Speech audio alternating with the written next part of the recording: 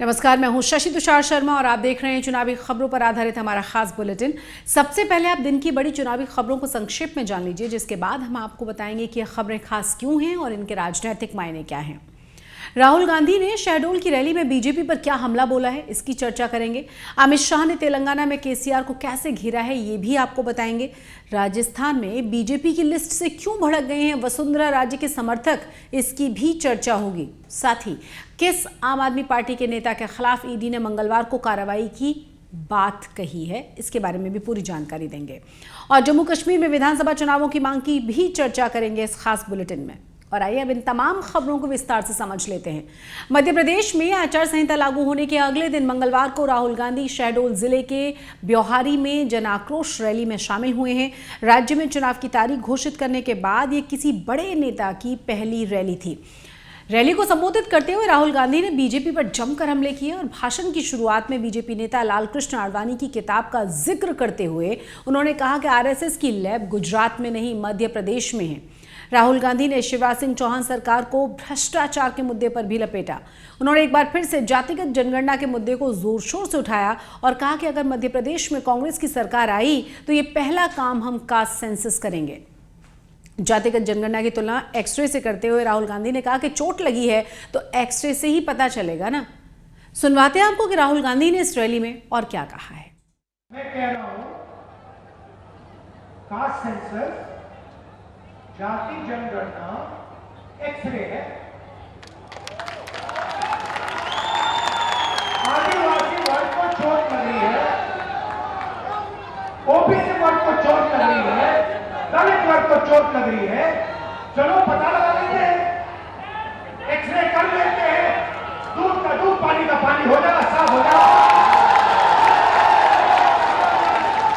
अब मैं नरेंद्र मोदी को चैलेंज दिया, मोदी जी आप प्रधानमंत्री हो, देश का एक्सरे करा दो। कांग्रेस पार्टी ने जाति जनगणना की थी, उसका जो डेटा है मध्य प्रदेश की जनता के सामने, ओबीसी युवाओं के सामने रख दो। कभी नरेंद्र मोदी जी पाकिस्तान की बात करेंगे, कभी अफगानिस्तान की बात करेंगे, कभी साउथ इंडिया की बात करेंगे। क्या इधर ध्यान करवाएंगे, उधर दिखाएंगे, ऊपर दिखाएंगे, नीचे दिखाएंगे। अरे नरेंद्र मोदी जी, कास्ट सेंसस है, जाति जनगणना, उसके बारे में आपके भाषण में बोल दीजिए। राहुल गांधी अपनी हर रैली में जातिगत जनगणना की चर्चा कर रहे हैं और इसी के साथ वो बीजेपी को भ्रष्टाचार के मुद्दे पर भी लगातार घेर रहे हैं। स्पष्ट है कि विधानसभा चुनाव ही नहीं, लोकसभा के चुनाव में भी जातिगत जनगणना कांग्रेस का बड़ा मुद्दा होगी। कांग्रेस को उम्मीद ये है कि इसके जरिए वो बीजेपी के धार्मिक ध्रुवीकरण का मुकाबला कर सकेगी। उधर केंद्रीय गृह मंत्री अमित शाह ने मंगलवार को तेलंगाना के आदिलाबाद में जनगर्जना सभा में हिस्सा लिया है और इस दौरान उन्होंने चंद्रशेखर राव की भारत राष्ट्र समिति की सरकार पर जमकर निशाना भी साधा। उन्होंने कहा कि तेलंगाना की सरकार 10 साल तक चली है, लेकिन मुख्यमंत्री केसीआर ने गरीब, किसान और दलित आदिवासी का नाम कोई भी काम नहीं किया। इस दौरान उन्होंने के चंद्रशेखर राव की भारत राष्ट्र समिति की सरकार पर भी जमकर निशाना साधा है। उन्होंने कहा कि तेलंगाना की सरकार 10 साल तक चली है, लेकिन मुख्यमंत्री केसीआर ने गरीब, किसान, दलित, आदिवासी का काम नहीं किया। केसीआर का एक ही लक्ष्य है, अपने बेटे को मुख्यमंत्री बनाना।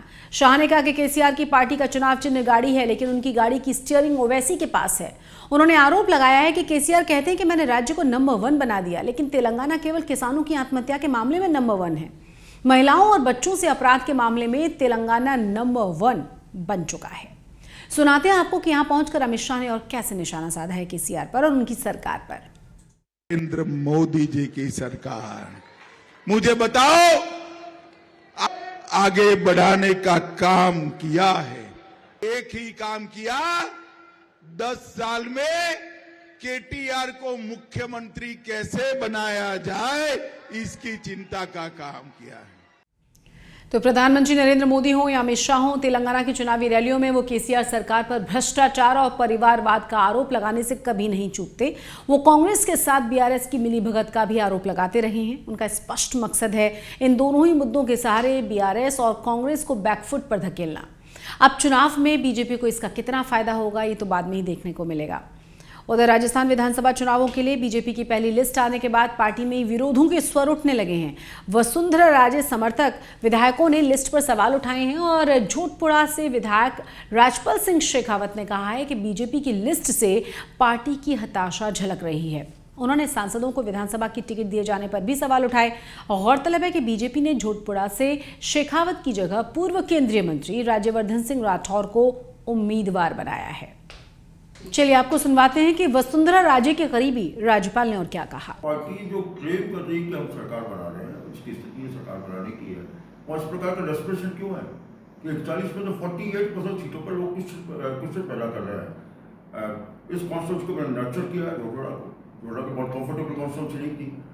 इसके वजह से जो डूडू का लेफ्ट आउट एरिया, आमेर का लेफ्ट आउट एरिया, फुलेरा का लेफ्ट आउट एरिया, बनीपाल का left out area, left out area से बनी हुई कैसी कॉम्प्लिकेटेड कॉन्स्टिट्यूंसी है। आम आदमी पार्टी के नेताओं के खिलाफ ईडी की कार्रवाइयों का सिलसिला लगातार जारी है। मंगलवार को ईडी ने पार्टी के विधायक अमानतुल्लाह खान के ठिकानों पर दबिश दी थी। ईडी ने मनी लॉन्ड्रिंग मामले में यह कार्रवाई की है और इससे पहले सितंबर 2022 में एंटी करप्शन ब्यूरो ने अमानतुल्लाह को गिरफ्तार कर लिया था। उन पर दिल्ली के वक्फ बोर्ड का अध्यक्ष रहते हुए वित्तीय गड़बड़ियों के आरोप लगे थे।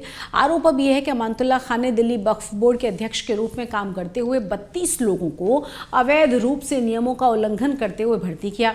दिल्ली वक्फ बोर्ड के तत्कालीन सीईओ ने इस पर आपत्ति जताई थी। एसीबी ने इसके बाद उनके खिलाफ का एफआईआर दर्ज की थी। हालांकि ईडी की ताज़ा कार्रवाई के बाद एक बार फिर से इसको लेकर राजनीति तेज हो चुकी है। आम आदमी पार्टी के अलावा इंडिया गठबंधन में शामिल दूसरी पार्टियों ने भी अब इस पूरे मामले पर सवाल खड़े किए हैं। आपको सुनवाते हैं कि संजय राउत की तरफ से इस पूरे मामले पर क्या कहा गया है। जो अपोजिशन के लोग हैं प्रमुख, उनके ऊपर रेड्स 2024 तक होती रही। महाराष्ट्र में हमने 10 या 12 लोगों का लिस्ट विद एविडेंस दिया है ईडी के पास। हाँ, जरंडेश्वर का क्या हो गया, राहुल कुल के फैक्ट्री का क्या हो गया, 500 करोड़ का मनी लॉन्ड्रिंग। दादा भूसे जो आज कैबिनेट मिनिस्टर है, लगभग 200 करोड़ का मनी लॉन्ड्रिंग है। हाँ, राधा कृष्ण विखे पाटिल का मनी लॉन्ड्रिंग का केस उनके लोगों ने सामने लाया है। आप बताइए क्या होगा उनका। अजित पवार का केस था ईडी का, एकनाथ शिंदे का केस था ईडी का, और कितने नाम मैं गिनूं। अब हसन मुश्रीफ तो जेल जाने वाले थे और अभी भी जा सकते हैं, क्या ईडी उनके पास पहुंच रही है अभी?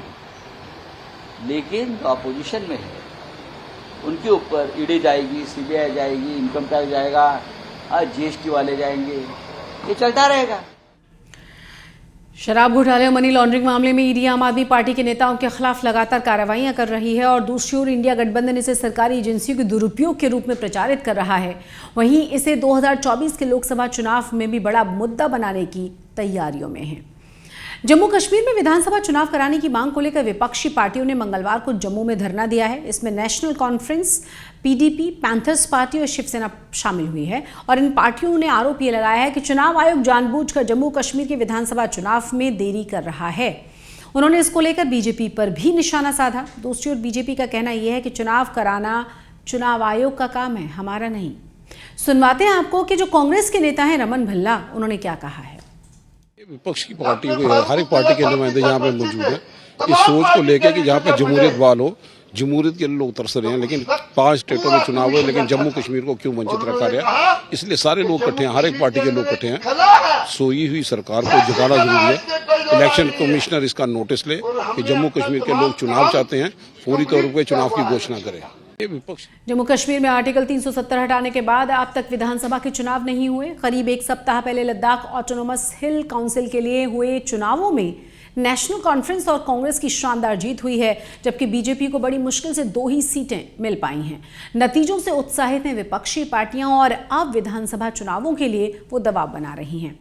अब चलते हैं कुछ और दूसरी खबरों की ओर। बीएसपी ने एमपी विधानसभा चुनावों के लिए अपने उम्मीदवारों की लिस्ट जारी कर दी है और ये दूसरी लिस्ट है जिसमें 26 उम्मीदवारों के लिए नाम घोषित कर दिए गए हैं। बीएसपी ने इससे दूसरी पार्टी के आगे बागियों पर ज़्यादा भरोसा जताया है। साथ ही साथ बीजेपी छोड़कर बीएसपी में आए सुभाष शर्मा डोली को चित्रकूट से दिया गया है टिकट। बीएसपी ने राजनगर सीट से अपना उम्मीदवार बदल दिया है। पहले यहां से रामराज पाठक प्रत्याशी थे, अब उनकी जगह बीजेपी के पूर्व जिला अध्यक्ष घासीराम पटेल को पार्टी ने मैदान में उतार दिया है। राज्य में बीएसपी की इकलौती विधायक रामबाई परिहार का नाम भी दूसरी लिस्ट में शामिल है। उन्हें पथरिया से प्रत्याशी बनाया गया है। 5 राज्यों में चुनाव की तारीखों के ऐलान के बाद सभी पार्टियां जोर शोर से तैयारियों में जुट चुकी हैं। नेता और टिकट्स के दावेदार अपनी गोटियां फिट करने में लगे हैं। दूसरी ओर मध्य प्रदेश के मुख्यमंत्री शिवराज सिंह चौहान हरिद्वार चले गए हैं। सोमवार को बीजेपी ने एमपी के लिए अपनी चौथी लिस्ट को जारी किया। इसके कुछ ही घंटे बाद शिवराज सिंह हरिद्वार के लिए निकल गए। दूसरी लिस्ट में शिवराज का नाम शामिल था। बीजेपी में उन्हें दरकिनार किए जाने की अटकलों के बीच शिवराज की हरिद्वार यात्रा को लेकर तरह तरह के कयास भी लगाए जा रहे हैं। हालांकि पार्टी की ओर से दी गई सूचना के मुताबिक शिवराज का कार्यक्रम पहले से तय था और वो किसी पारिवारिक कार्यक्रम में शामिल होने के लिए हरिद्वार गए हैं। चुनावी खबरों के हमारे इस खास बुलेटिन में फिलहाल इतना ही। चुनावों से जुड़ी हुई तमाम जानकारियों के लिए और हर दिलचस्प अपडेट के लिए आप सब्सक्राइब कीजिए चुनाव आज तक को। मुझे दीजिए इजाजत। नमस्कार।